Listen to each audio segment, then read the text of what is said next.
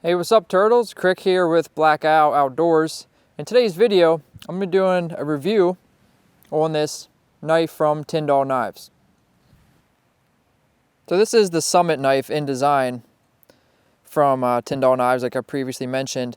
And the difference will be in that series. This is a 3.5-inch blade.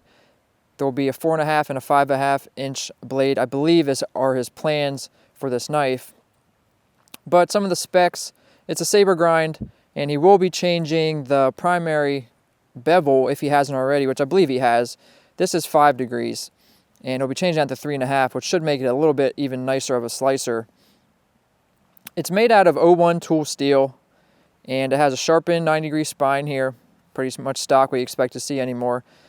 The tool steel is manufactured in the U.S. The stainless steel pins and this wood handle scales, they're manufactured in the U.S. The epoxy he's using is again manufactured in the U.S. So really appreciate that. You can see the scales on here. There are some liners, or maybe it's not liners. It might just be the epoxy. No, it looks like liners in there. Might be hard to pick up on camera. You can see there's definitely a different color between, I want to say, I forget this wood type right now. He's using all different types of wood types. It's changing, with every knife he's making. Some of it he's even harvesting himself. You can see the TK on there for Tindall Knives. I believe he has actually a stamp now for his actual logo to go on his new knives, which have been really, really impressive looking. Overall length, sure, we'll throw that in there. It's right about 9 inches. Right around 9 inches. And like a broomstick style handle. Let's get a profile. Very comfortable. I really am a big fan of sort of this ambiguous style of a handle on a knife. And not too much else I can really say about this. Oh, there is one feature I do want to point out. This little, right where my finger's underneath, or the semicircle that's been ground in. I really appreciate this on knives. And you don't see it too often depending on blade type or grind, excuse me. But what this allows is you to get from basically right here to sharpen this. The edge is sort of unrestricted, and you can really, get in there to sharpen, if that makes sense. I hope it does, but I do appreciate that in a blade design. Let's take a look at this beautiful leather sheath. I really, really am in love with this color. I think it might be maybe one of his own custom, maybe he mixed this. Don't hold me to that, but this color of this sheath is just beautiful. 8 to 9 ounce veg tan leather.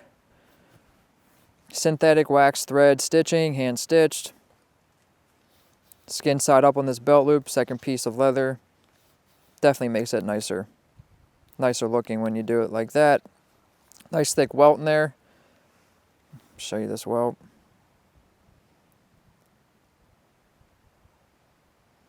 Just a really great looking sheath, And Forrest was kind enough to oblige me in all my leather inquiries when I was first starting getting the leather work about 6 months ago. Definitely a nice, beautiful, beautiful sheath. He's making the knives and the sheaths all himself. Mad respect for that. But now let's get some wood, do some work with this, and see how she handles.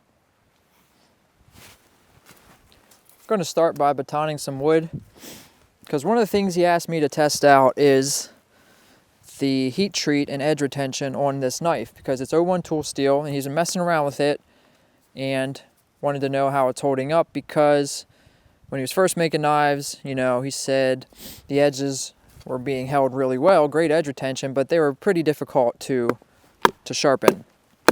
So he asked me to try that out. I'll see if this baton might not work, but he asked me to test that out, which I have been, and I think he got the heat treat really, really spot on with this knife. 3.5-inch blade, definitely pushing his capabilities to baton, but he has said, beat the tar out of this knife, test it out for me, and I have been doing that, and I'm going to continue to do it on this video.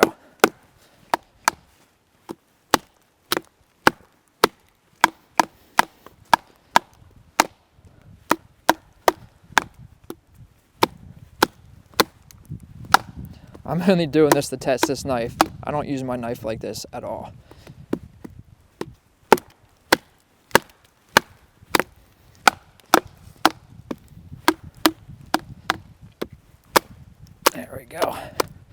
an internal knot or something in there.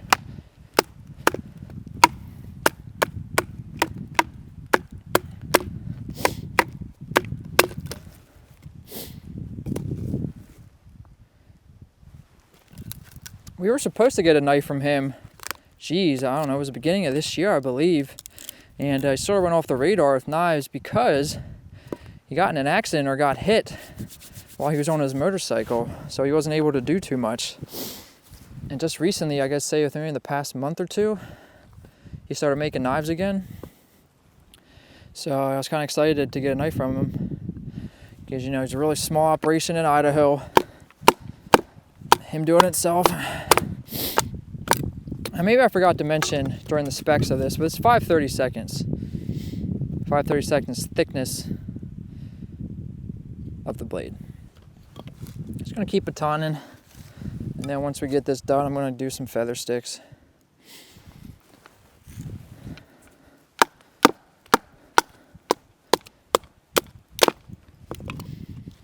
And he sent us this knife to try out. You know, I'm sending it back. This is just sort of us trying to help him out, get his name out there.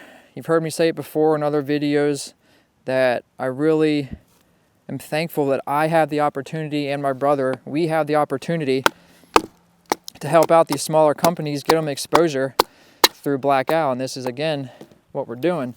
And this isn't just, you know, anyone who wants their stuff on our videos, send it to us. We're still looking for very quality, high quality gear and items, for sure. But it's nice to sort of some self-gratification to help out these smaller businesses or just getting started. It's really gratifying on our end.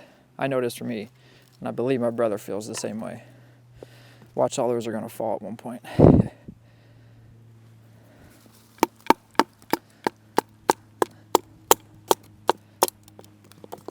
Nice small little pieces of wood. I'm just going to keep going, baton this down, and I got some other pieces of dry wood. I'm going to attempt the feather stick.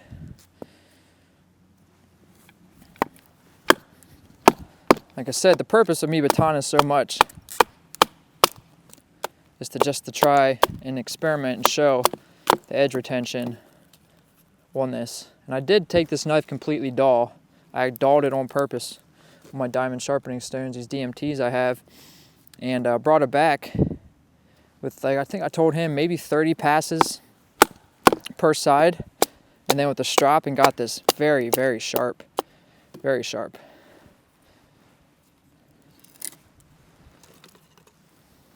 Do one more with this, and then I'm gonna get some other wood and feather stick.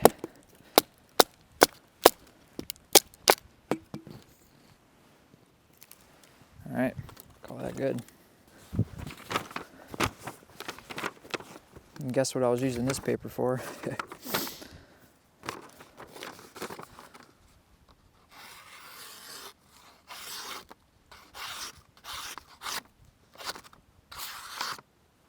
Still nice and sharp. All the way to the tip. Nice. Get this away. Get that other wood back in frame. This is 5/32, and I'm not a really big fan of thicker blades, just because if I'm going to be working with wood, I like thinner blades because they're just usually better cutters, slicers with wood. Let me just make a decent spot for myself. There we go. But this knife, you know, doesn't feel too clunky or bulky at all.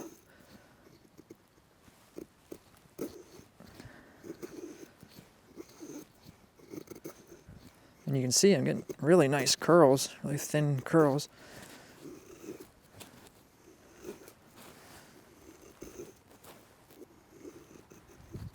And try to work up towards here and see how I can get in control. I can't that. Get some nice slices in there.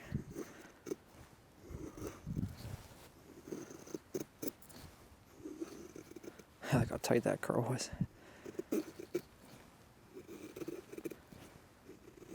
I don't know. I've been testing this, so this isn't my first impressions with this, so I just want to say good job, Forrest. It's a really nice really nice, pretty blade, and comfortable. And then, you know, he's actively making improvements on this blade.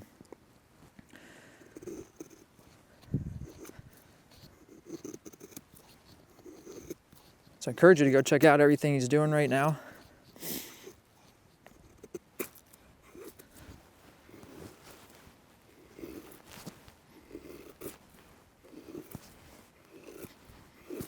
I'd say that's doing pretty dang well, wouldn't you?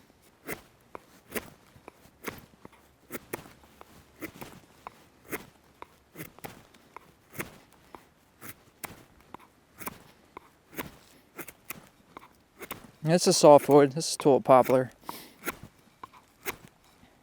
It's doing really well carving and slicing the end of this wood. And something I'm doing like this, I'm really just testing out, one, how it slices, how it cuts, and two, the comfort of the handle. Doing a lot of, you know, strong cuts. And I can tell you right now, this handle is super, super comfortable. I just really like that broomstick style of handle. And as I mentioned before, there's a 90-degree spine on that puppy. I'm just pulling out my fire steel.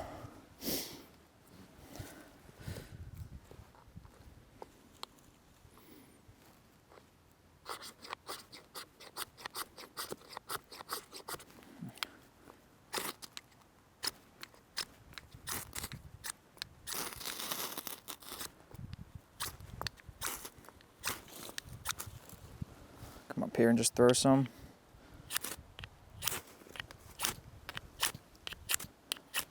And personally, I really don't use my knives to do tasks with my fire steel just because I haven't found a sharp spine that does it as well as a small, comfortable striker to use in the hand. But just showing that this is sharpened spine. Okay, you get the idea. So that's all I really have planned that I want to do for this video showing this knife.